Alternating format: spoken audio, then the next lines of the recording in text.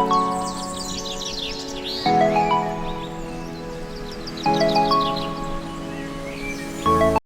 Morning प्यारे बच्चों।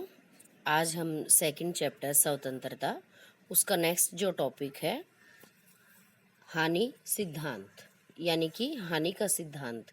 स्वतंत्रता सभी व्यक्तियों के लिए या समाज के लिए हानि है या नहीं है, या सभी लोगों को पूर्ण रूप से स्वतंत्रताएं दी जाएं, उसके ऊपर कोई जो है सीमित मात्रा ना हो, उसके ऊपर कोई सीमाएं या प्रतिबंध का होना या ना होना, उसके बारे में पढ़ेंगे। तो जो हमारा स्वतंत्रता के ऊपर है कि हानि सिद्धांत, ये किसने, J.S. मिल यानी जॉन स्टुअर्ट मिल ने दिया था। ठीक है, इन्होंने क्या है 1859 में अपनी पुस्तक लिखी ऑन लिबर्टी। कौन सी? On liberty. इसके 5 चैप्टर्स हैं। 4th और 5th चैप्टर में इसने एक पर्सनल और एक पूरे समुदाय के लिए अलग अलग स्वतंत्रताएं, उस पर प्रतिबंध का ना होना, तो विद एग्जाम्पल बड़ी अच्छी बातें कही हैं, तो उन्हीं के बारे में हम पढ़ेंगे, इन्होंने जो बताया है। ठीक है, तो सभी बच्चे पेज नंबर 23 अपनी बुक में निकाल लीजिए और ध्यान से सुनेंगे सभी। हानि सिद्धांत। इस सवाल का संदेहजनक जवाब देने के लिए हमें प्रतिबंध, सीमा आरोपित करने की अक्षमता और उसके परिणामों से जुड़े मुद्दों को देखना होगा। हमें एक और मुद्दे पर ध्यान देना होगा जिसे जॉन स्टुअर्ट मिल ने अपने निबंध ऑन लिबर्टी में बहुत प्रभावशाली तरीके से बताया है। किसने? जॉन स्टुअर्ट मिल ने। कौन सी पुस्तक है? On liberty. और इसमें स्वतंत्रता के बारे में बताया गया है। राजनीतिक सिद्धांत के विमर्श से इसे हानि का सिद्धांत कहा जाता है। आइए मिल के इस कथन को उन शब्दों में पढ़ें और उन्हीं के सब शब्दों के अकॉर्डिंग समझने की कोशिश करेंगे। सिद्धांत क्या कहता है कि किसी के कार्य करने की स्वतंत्रता व्यक्तिगत या सामूहिक रूप से हस्तक्षेप करने का इकलौता लक्ष्य आत्मरक्षा है। यानी व्यक्तिगत है या सामूहिक है, और हस्तक्षेप अगर करना है तो वो आत्मरक्षा है, अपने आप को ही बचाना है। सभ्य समाज में किसी भी सदस्य की इच्छा के खिलाफ शक्ति के औचित्यपूर्ण प्रयोग का, सभ्य समाज के किसी सदस्य की इच्छा के खिलाफ शक्ति के औचित्यपूर्ण प्रयोग का एकमात्र उद्देश्य किसी अन्य को हानि से बचाना हो सकता है। ठीक है, अगर हम उसको कहते हैं कि भाई ये नुकसान है और हम उसको बचा लेते हैं, तो ये क्या है? ये प्रतिबंध नहीं है, ये हमारा एक कर्तव्य है उस व्यक्ति के प्रति, समुदाय के प्रति, कि उसकी स्वतंत्रता थी। आगे उसमें हम एग्जाम्पल में भी पढ़ेंगे कि क्या है ये एग्जाम्पल में क्या बता रहा है कि किसी व्यक्ति को पुल क्रॉस करना है और वो बहुत जल्दी में है और उसको यही नहीं पता कि पुल टूटने वाला है और वो नदी में गिरने वाला है।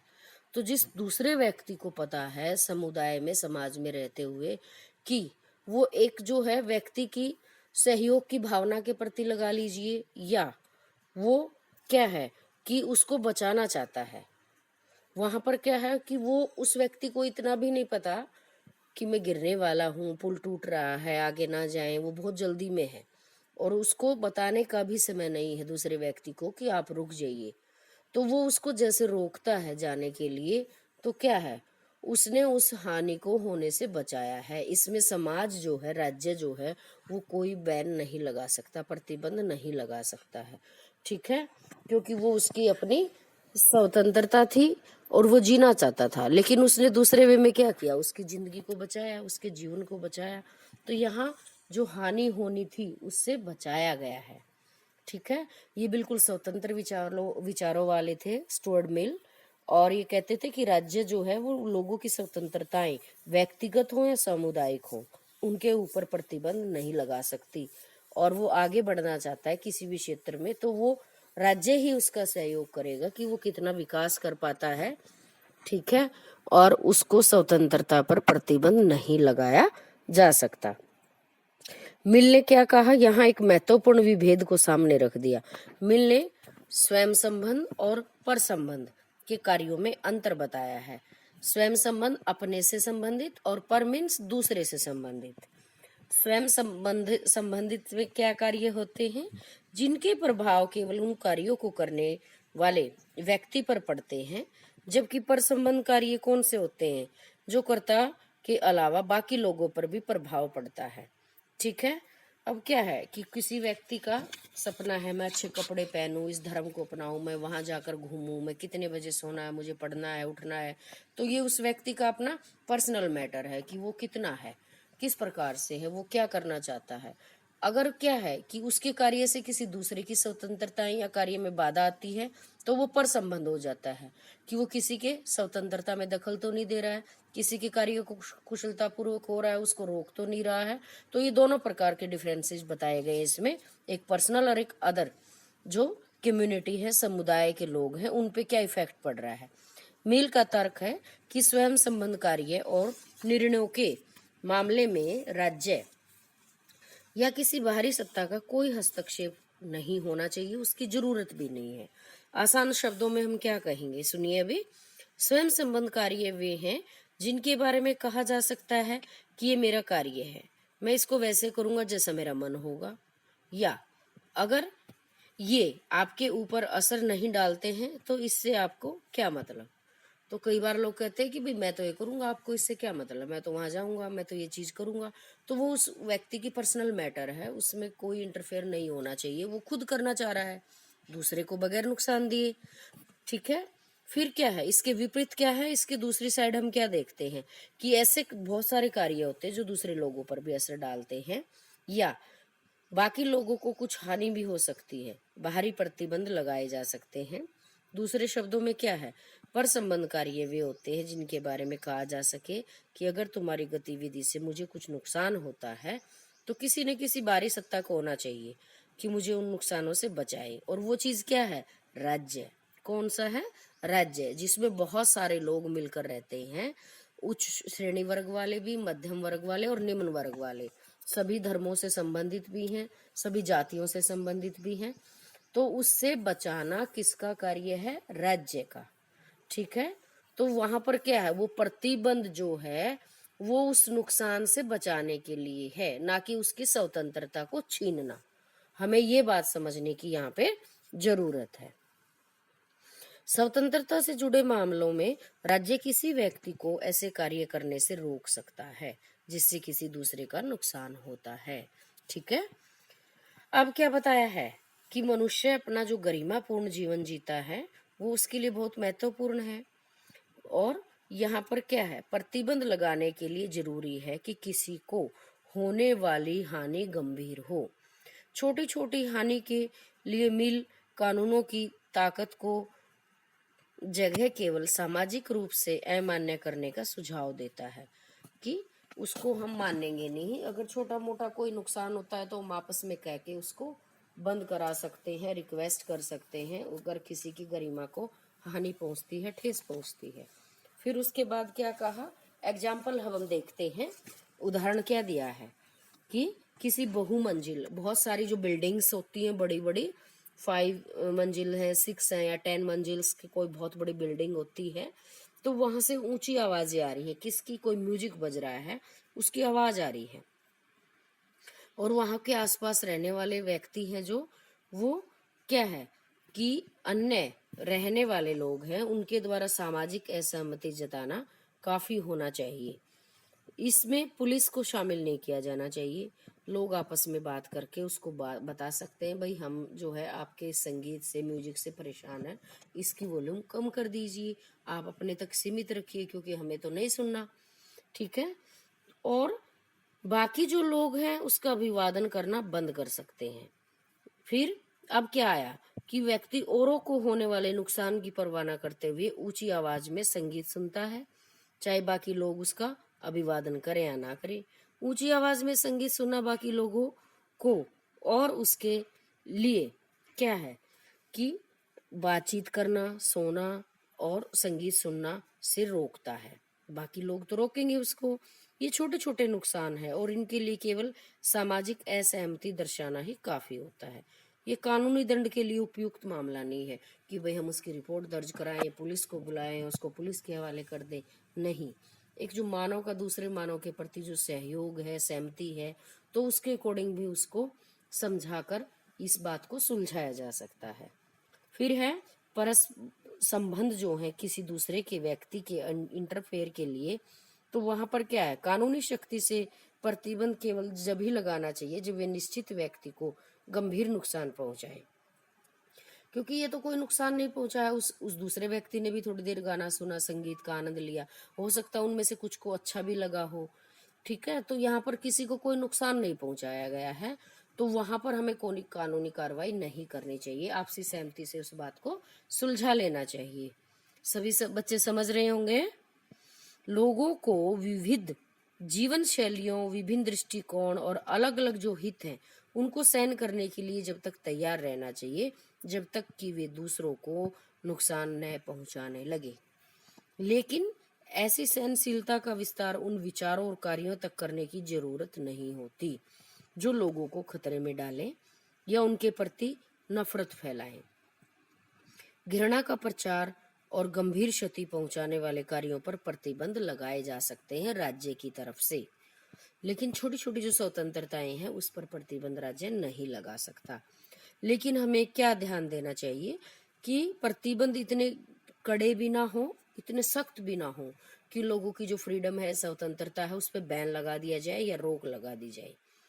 एग्जाम्पल के लिए अब क्या है, किसी के प्रति नफरत फैलाई है, हम उसके लिए आजीवन कैद की मांग नहीं कर सकते। अगर वह राज्य के द्वारा मिथ्या प्रचार से दूर रहने की चेतावनी के बाद भी न माने तो उसके आवागमन पर कुछ रोक लगाई जा सकती है या कोई सभा आयोजित करके उसके अधिकारों की कटौती की जा सकती है। कोई व्यक्ति बहुत ज्यादा नुकसान करने वाला है तो हम उसको समझा सकते हैं, उसके कुछ अधिकारों पे या उसके आने जाने पर हम रोक टोक लगा सकते हैं, लेकिन हम पूर्ण रूप से उसको कैदी बनाकर या उसके ऊपर बहुत ज्यादा दंड या अपराधी घोषित करके उसके साथ हम बुरा व्यवहार नहीं कर सकते। यहाँ पे स्टुअर्ट मिल ने बात कही है कि स्वतंत्रता अपने आप में एक अच्छा उद्देश्य है, व्यक्ति को अपनी जो स्किल्स हैं या उन्नति है या किसी भी क्षेत्र में कार्य कर रहा आगे बढ़ने के लिए। भारत में संवैधानिक चर्चाओं में ऐसी न्योचित सीमाओं के लिए औचित्यपूर्ण प्रतिबंध का पद इस्तेमाल किया गया। कुछ प्रतिबंध लगाए जा सकते हैं लेकिन जरूरी है कि वे समुचित हों और उन्हें तर्क की कसौटी पर कसा जा सके।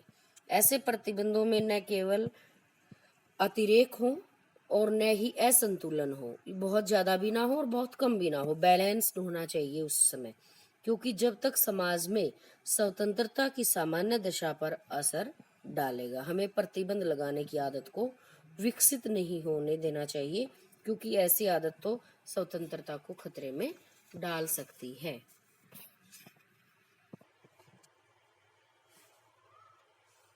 अब है सकारात्मक और नकारात्मक स्वतंत्रता। इसमें हम पढ़ेंगे कि स्वतंत्रता के दो आयामों की चर्चा की थी, बाहरी प्रतिबंधों के अभाव के रूप में स्वतंत्रता और स्वयं को अभिव्यक्त करने के अवसरों के विस्तार के रूप में स्वतंत्रता। तो अब क्या है, राजनीतिक सिद्धांत में इन्हें नकारात्मक और सकारात्मक स्वतंत्रता कहते हैं। कौन कौन सी? नकारात्मक और सकारात्मक स्वतंत्रता। नकारात्मक स्वतंत्रता उस क्षेत्र को पहचानने और बचाने का प्रयास करती है, कोशिश करती है जिसमें व्यक्ति अनुउल्लंघनीय हो, यानी किसी का कोई भी उल्लंघन ना हो।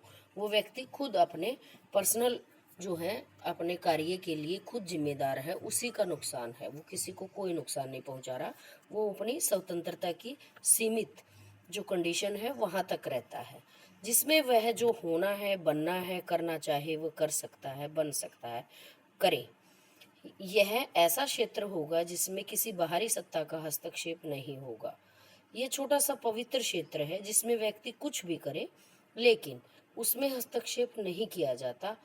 हस्तक्षेप के इस छोटे से क्षेत्र का होना इस बात की स्वीकृति है, उसको मंजूरी देता है कि मानव प्रकृति और मानव गरिमा को एक ऐसे क्षेत्र की जरूरत होती है जिसमें व्यक्ति दूसरे से अबाधित रूप में व्यवहार कर सके, यानी कि दूसरे व्यक्ति को भी अगर वो कुछ कार्य करवाना चाह रहा है, उसकी हेल्प करना चाह रहा है या उससे हेल्प लेना चाह रहा है, तो क्या है कि वो अबाधित रूप से, उस पर कोई नुकसान नहीं होने वाला, कोई फर्क नहीं पड़ने वाला।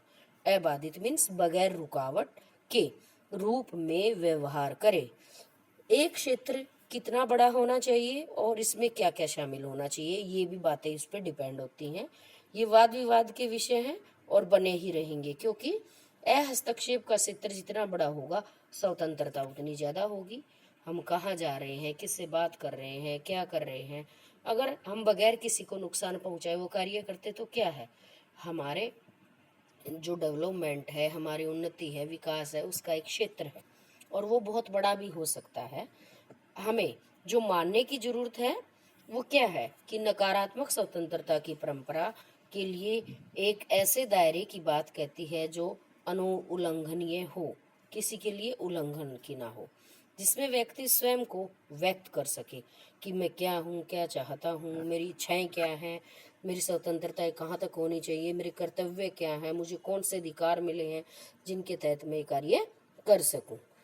फिर है, अगर यह क्षेत्र बहुत छोटा है तो मानव गरिमा में भी कटौती होती है। कोई बैन लगाता है, रोक टोक करता है तो उसकी गरिमा ज़्यादा नहीं होगी, वो ज़्यादा कार्य नहीं कर पाएगा। पूर्ण रूप से प्रतिबंध ज़्यादा होंगे तो उसका एरिया छोटा हो जाएगा। मिसाल के तौर पर एग्जाम्पल में हम क्या देखते हैं, ऐसे दायरे को चिन्हित करने के लिए यह सवाल पूछा जा सकता है। विद्यालय, अब जो स्कूल है उसका एग्जाम्पल लिया है, खेल का जो मैदान है और कार्यालय जैसी विभिन्न स्थितियों में पहनावे का चयन, क्या ऐसा मामला है जो हस्तक्षेप के लघुतम क्षेत्र में आता है, और क्या इसलिए एक ऐसा चयन है जिसमें कोई बाहरी सत्ता दखल नहीं दे सकती, या ऐसा मामला है जिसमें राज्य, धार्मिक सत्ता, आईसीसी का या सीबीएसई का जैसी कोई भी जो संस्था होती है, ऑर्गेनाइजेशन होते हैं, जो बहुत सारे लोगों को मिलकर एक ग्रुप बनाया जाता है, हस्तक्षेप कर सकती है। नकारात्मक स्वतंत्रता का तर्क यह स्पष्ट करता है कि व्यक्ति क्या करने से मुक्त है। इसके विपरीत क्या है, सकारात्मक स्वतंत्रता के तर्क में कुछ करने की स्वतंत्रता के विचार व्याख्या से जुड़े हुए हैं। नकारात्मक में कुछ काम जो नहीं करने हैं, सकारात्मक में कुछ कार्य जो करने हैं बगैर किसी दूसरे को प्रतिबंधित किए, बगैर उसको कोई हस्तक्षेप किए, बगैर हानि किए। ठीक है। अब क्या है कि ये तर्क इस सवाल के जवाब में आते हैं कि मुझ पर शासन कौन कर रहा है। इस प्रश्न का आदर्श उत्तर होगा, मैं स्वयं पर शासन करता हूँ। वो अपने आप में स्वतंत्र है, अपने विचारों के लिए, अपने कार्य के लिए, अपनी जीवन शैली के लिए, सभी चीज़ों के लिए।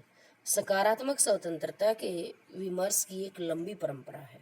वो क्या है, जिसमें रूसो है, हेगेल है, मार्क्स है, गांधी, अरविंद, ये सब विचार हैं। इनसे प्रेरणा लेने वालों में देखा जा सकता है कि व्यक्ति के ऊपर ज़्यादा से ज़्यादा प्रतिबंध लगेंगे तो वहाँ विकास नहीं हो सकता। यह परंपरा इन संबंधों को इस तरह सुधारना चाहती है कि किसी व्यक्ति के व्यक्तित्व के विकास में कम से कम अवरोध हो। व्यक्ति एक पुष्प की तरह है, पुष्प मीन्स फूल की तरह है। जब मिट्टी उपजाऊ हो, सूरज की रोशनी हो, काफ़ी सारा पानी हो और नियमित रूप से देखभाल हो, तभी वह खिल पाता है। यानी इसमें क्या बताया कि जैसे फूल है, अगर उसको प्रॉपर सारी चीज़ें मिलती रहेंगी तो ऐसे ही व्यक्ति को भी माना है। अगर उसके पहनावे पे, उसके धर्म पे, उसके विचारों पे, खान पान पे प्रॉपर रोक टोक नहीं होगी तो क्या होगा, वो हष्ट पुष्ट और हंसता रहेगा, हमेशा खुश रहेगा। तो ऐसे ही एक जो कंपैरिजन किया है वो किससे किया है, एक फूल से किया है कि उसको प्रॉपर सूरज की रोशनी और अच्छी मिट्टी और पानी और अच्छी देखभाल मिलेगी तो वो प्रॉपर खिलेगा। ऐसे ही आगे क्या बताया है, व्यक्ति की अपनी क्षमताओं का विकास करने के लिए भौतिक, अंडरलाइन करते रहे सभी बच्चे साथ साथ, जो मैं बता रही हूँ आपको, भौतिक, राजनीतिक और सामाजिक, जो पूरे वर्ल्ड संसार में, जगत में समर्थकारी सकारात्मक स्थितियों का लाभ ही मिलना चाहिए। ये सभी चीज़ें उसके कार्य श्रेणी में दखल ना दें तो वो अपनी क्षमताओं का विकास कर सकता है। इसका अर्थ क्या है कि व्यक्ति गरीबी अथवा बेरोजगारी के कारण अवरुद्ध न हो और अपनी आवश्यकताओं की पूर्ति के लिए उसके पास पर्याप्त यानी बहुत सारे भौतिक साधन होने चाहिए जो दैनिक आवश्यकताओं की पूर्ति करता है। उसके पास जो है निर्णय निर्माण की प्रक्रिया में भाग लेने का भी मौका मिलना चाहिए, और कि जिससे कि बनने वाले जो कानून हैं उसमें उसकी इच्छा की झलक हो, कम से कम उसकी प्राथमिकता को ध्यान दिया जाए कि गरीबी के अलावा उसके पास और क्या क्या चीजें हैं जो उस आगे आ सके, उसका विकास हो सके। ठीक है। अब क्या है इसमें, सबसे पहले तो अपनी बुद्धि विवेक के विकास के लिए उसको अच्छी शिक्षा चाहिए, अच्छा जीवन जीने के लिए जरूरत की चीजें होनी चाहिए, और अवसरों तक और अन्य जो अवसर हैं व्यक्ति की पहुंच होनी चाहिए कि वो किस प्रकार कार्य कर सकता है, अपनी कुशलता को प्रदर्शित कर सकता है। अब है स्वतंत्रता। सकारात्मक स्वतंत्रता के पक्ष धर्म का मानना है कि व्यक्ति केवल समाज में ही स्वतंत्र हो सकता है, समाज के बाहर नहीं। इसलिए वे समाज को एक ऐसा समाज बनाने का प्रयास करते हैं जो व्यक्ति के विकास का रास्ता साफ कर सके। और नकारात्मक स्वतंत्रता का सरोकार हस्तक्षेप के अनुल्लंघनीय क्षेत्र से है। इस क्षेत्र से बाहर समाज की स्थितियों से क्या है, नहीं। नकारात्मक स्वतंत्रता हस्तक्षेप के इस छोटे से क्षेत्र का अधिक से अधिक विस्तार करना चाहेगी, यानी कि लोगों को बहुत सारी सुविधाएं दी जाएं, संसाधन दिए जाएं, ताकि उनके बीच के मार्ग में कोई दखल ना हो और वो प्रॉपर वे में अपने कार्य को कुशलतापूर्वक करता रहे। ठीक है। अब है अभिव्यक्ति की स्वतंत्रता। अभिव्यक्ति की स्वतंत्रता का मुद्दा हस्तक्षेप के लघुतम क्षेत्र से जुड़ा हुआ माना जाता है। अब क्या है, जेएस मिल ने स्टुअर्ट मिल, जेएस मिल, जैन स्टुअर्ट मिल का नाम है पूरा, ये सबल तर्क दिए हैं, प्रॉपर जो तर्क दिए हैं कि अभिव्यक्ति की स्वतंत्रता प्रतिबंधित नहीं होनी चाहिए। ठीक है। अब क्या है कि बहुत बार किसी पुस्तक में, नाटक में, फिल्म में हम क्या देखते हैं, शोध पत्रिका के लेख पर प्रतिबंध लगाने की मांग करते हैं कि नहीं, ये नहीं होना चाहिए, इसमें ऐसा नहीं छपना चाहिए, ये लोगों को नहीं दिखाना चाहिए। अभी तक हमने स्वतंत्रता को विकल्प निर्धारण के रूप में देखा, जहां सकारात्मक और नकारात्मक स्वतंत्रता के बीच फर्क पाया गया, जहां हमने स्वतंत्रता पर न्योचित सीमाएं लगाने की जरूरत को स्वीकार किया, लेकिन साथ ही यह भी माना कि इन सीमाओं को उचित प्रक्रिया और महत्वपूर्ण नैतिक तर्कों के साथ समर्थन की जरूरत है। ये नहीं कि हम प्रॉपर बैन लगा दें, उसको समझाया जा सकता है, बताया जा सकता है कि आपके लिए क्या अच्छा है, पड़ोसी के लिए क्या अच्छा है, पूरे समुदाय, राज्य और पूरे देश के लिए क्या बुरा है, क्या अच्छा है, तो आप इस चीज को ना करें। ठीक है। तो यहाँ पर क्या है कि उनसे बचने के लिए समाज को कुछ असुविधाओं को सहन करने के लिए तैयार भी होना चाहिए। अगर व्यक्ति आगे बढ़ रहा है, विकास कर रहा है, तो यहाँ पर क्या है कि कुछ लोगों को उसको सहन भी करना पड़ेगा। वॉल्टेयर ने क्या कहा है, तुम जो कहते हो मैं उसका समर्थन नहीं करता, ये अपोजिट आ गया, लेकिन मैं मरते दम तक तुम्हारे कहने के अधिकार का बचाव करूंगा। फिर इसमें पॉजिटिव बता दिया है, क्या कहा कि मैं जो है, तुम जो कह रहे हो उसका समर्थन नहीं करता, लेकिन मैं मरते तक तुम्हारे कहने के अधिकार का बचाव करूंगा। अब तुम किसी को गलत बोल रहे हो तो मैं उसके फेवर में नहीं हूँ, लेकिन तुम प्रॉपर वे में अपने अधिकारों की मांग कर रहे हो, समाज की भलाई के लिए आवाज उठा रहे हो, किसी चीज की समस्याओं का समाधान करवाने के लिए आवाज उठा रहे हो, तो मैं उसमें तुम्हें कभी नहीं रोकूंगा, ये तुम्हारा अधिकार है, तुम करते रहो। ठीक है। लेकिन तुम किसी को गलत बोल रहे हो, वहां मैं तुम्हारा समर्थन नहीं दे सकता। क्लियर है बेटा, ये सब समझ गए होंगे। फिर है हम इस अभिव्यक्ति की स्वतंत्रता से कितनी गहराई से प्रतिबंध हैं, इसके बारे में भी है। फिर है यहाँ पे कि कुछ साल पहले एक फिल्म निर्माता दीपा मेहता काशी में विधवाओं के ऊपर एक फिल्म बनाना चाहती थी, विधवाओं की व्याख्या को खोजती थी, लेकिन राजनीति के ही किस्से के द्वारा उसका विरोध किया गया। विरोधियों को लगा कि इससे भारत के बहुत बुरे तरीके से प्रस्तुत किया गया है, बुराइयों को बताया गया है लोगों की, तो ये लोगों के सामने एक अच्छा जो है वो पिक्चर नहीं जाएगी, लोग उसके विरोध में खड़े होंगे। तो इस फिल्म विदेशी दर्शकों की जरूरतों को पूरा करने के लिए बनाई जा रही है और इससे प्राचीन नगर की बदनामी भी होगी। उन्होंने इस फिल्म को नहीं बनने दिया, परिणाम स्वरूप फिल्म काशी में नहीं बनाई जा सकी। बाद में फिल्म कहीं और बनाई गई। सभी तरह के ओबरे मेमन की रामायण रिटोल्ड और सलमान रसूदी की द सेनाटिक वर्सेस समाज के कुछ हिस्सों के विरोध में प्रतिबंध जो है कर दी गई। The last temptations of Christ नामक फिल्म और मी नाथू राम बोलते नाम का नाटक भी अन्य समूहों के द्वारा विरोध के बाद प्रतिबंधित कर दिया गया। लेकिन क्या है कि समाज में बहुत सारी बुराइयां हैं, लेकिन उसको हम एक बुरे तरीके से प्रस्तुत कर रहे हैं, तो ये भी एक बुरा इफेक्ट जाता है हमारे समाज में लोगों के माइंड पे, तो उन पे भी प्रतिबंध लगा दिया जाता है कुछ विचार विमर्श करने के बाद।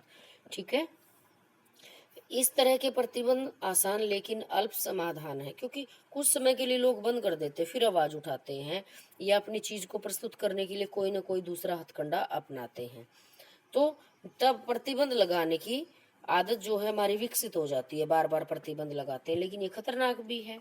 लेकिन इसका मतलब क्या है कि प्रतिबंध कभी लगाया ही नहीं जाना चाहिए। आखिरकार हम फिल्मों को सेंसरशिप भी तो करते हैं, सेंसरशिप प्रतिबंधों से अलग है। जिन सवालों का अक्सर वाद विवाद होता है कि किस स्थिति में प्रतिबंध लगाना चाहिए और किस में नहीं, क्या प्रतिबंध कभी नहीं लगाना चाहिए, तो ये क्या उचित है, क्या सही है, इसी से जुड़ी हुई बहुत सारी बातें हैं। इंग्लैंड में भी जो राज परिवार के लिए काम करता था है, वह राजमहल की आंतरिक बातों के बारे में नए लिखने के लिए एक समझौते से बंधा हुआ होता है, कि बहुत सारी ऐसी बातें होती हैं आंतरिक जो हमें पता नहीं होता, और समाज में क्या है, इतिहास को भी बहुत बार तोड़ के मरोड़ के उसको इस तरह से प्रस्तुत किया जाता है कि क्या शायद यही सही था, ये उचित था, लेकिन बहुत सारी बातों को छिपा लिया जाता है कि समाज में बुरे जो कैरेक्टर हैं या बुरी व्यवस्था है या कि जो बुराई की चीज़ है उससे लोगों के दिमागों पे बुरा असर ना पड़े। अगर कोई व्यक्ति राजमहल की नौकरी छोड़ने के बाद महल की राजनीति के बारे में कोई साक्षात्कार देना चाहता है, इंटरव्यू बोलते हैं जिसको, लेख लिखना चाहता है, कोई पुस्तक लिखना चाहता है, तो वह ऐसा नहीं कर सकता। क्या ये अभिव्यक्ति की स्वतंत्रता पर अन्यायपूर्ण प्रतिबंध है? तो ये सोचने के लिए मजबूर किया जाता है कि क्या इस तरह के जो बातें हैं, कार्य हैं या किसी अन्य की विचारधाराएं हैं वो हम सबके सामने प्रस्तुत करें या ना करें। यहाँ पे कुछ सीमाएं भी होती हैं कि प्रतिबंध किस प्रकार से लगाना चाहिए। ठीक है, प्रतिबंधों के बारे में सोचते समय में महसूस करने की जरूरत है कि जब ये प्रतिबंध किसी संगठित सामाजिक धार्मिक सांस्कृतिक सत्ता या राज्य की शक्ति के बल पर लगाए जाते हैं, ठीक है, तो ये उचित है। तब ये हमारी स्वतंत्रता की कटौती इस प्रकार करते हैं कि उसके खिलाफ लड़ना मुश्किल हो जाता है, क्योंकि एक पावर के साथ ये उस चीज को लागू करता है। राज्य के पास क्या है, पावर है, वो उसका प्रयोग करता है बुरी चीज को रोकने के लिए, या जो किसी व्यक्ति की भावना को आघात लगाता है उसको रोकने के लिए। तो यदि हम स्वेच्छापूर्ण अपने लक्ष्यों और आकांक्षाओं को पाने के लिए कुछ प्रतिबंधों को स्वीकार करते हैं तो हमारी स्वतंत्रता उस प्रकार से सीमित नहीं होती। अगर हमें किन्हीं स्थितियों को स्वीकार करने के लिए बाध्य नहीं किया जा रहा, तब हम नहीं कह सकते कि हमारी स्वतंत्रता की कटौती की जा रही है। किसी कार्य को हम पूर्ण रूप से कर सकते हैं। ठीक है, अब बच्चे जो हैं उनकी देखभाल कौन करता है, माता पिता करते हैं। उनकी क्षमताओं को, उनकी जो कार्य कुशलता को उजागर करने के लिए उनकी हेल्प करते हैं। ठीक है, उनको सही निर्णय लेने के लिए, विवेकपूर्ण जांच करने के लिए, अपने कार्यों के प्रति जिम्मेदार होने के लिए, ठीक है, और अपने शिक्षा और जो निर्णय है उसके तैयार करने के लिए वो उनको उस कगार पर खड़ा करते हैं कि ये अपने जीवन में अच्छे से अच्छा कार्य कर सके और कोई भी प्रॉपर जो है स्वतंत्रता पे बैन ना लगाया जा सके। ठीक है, सब बच्चे समझ गए होंगे बेटा। Okay, thank you.